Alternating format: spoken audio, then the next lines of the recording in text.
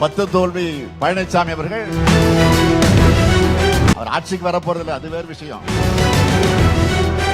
கடலோர சாலை திட்டம்னு சொன்னாங்க, செஞ்சாங்களா? தென் தமிழ்நாட்டுல ஏரோ பார்க்னு சொன்னாங்களே, செஞ்சாங்களா? ஆனா திமுக சொன்னதைத்தான் செய்யும், செய்வதைத்தான் சொல்லும் மக்களுக்கு தெரியும். மனம் இருந்தால் மார்க்கம் உண்டு என்று நிரூபிச்சிருக்கக்கூடிய நம்ம திராவிட மாடல் ஆட்சி,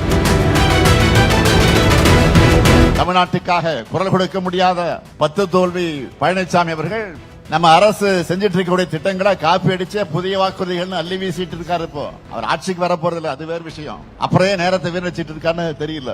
ஏற்கனவே அதிமுக தேர்தல் அறிக்கையில சொன்ன எந்த வாக்குறுதியும் தன்னுடைய ஆட்சி காலத்துல அவர் நிறைவேற்றல.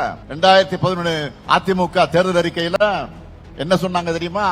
2011 சென்னை முதல் கன்னியாகுமரி வரை கடலோர சாலை திட்டம்னு சொன்னாங்க, செஞ்சாங்களா? தென் தமிழ்நாட்டுல ஏரோ பார்க்னு சொன்னாங்களே, செஞ்சாங்களா?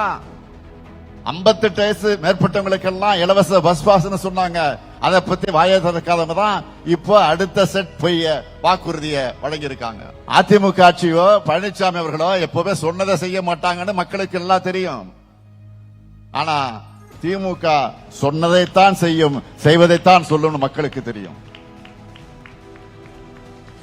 மகளிருக்கு 1000 ரூபாய் உரிமை தொகை வழங்குவோம்னு சொன்னோம். சொன்னபடியே 1,16 லட்சம் பேருக்கு முதல் கட்டமாக கொடுத்தோம். இப்போ மேலும் 17 லட்சம் பேரை கூடுதலாகவும் சேர்த்திருக்கிறோம். இதுதான் திமுக. 5 ஆண்டுக்குள்ள மனம் இருந்தால் மார்க்கம் உண்டு என்று நிரூபிச்சிருக்கக்கூடிய நம்ம திராவிட மாடல் ஆட்சி.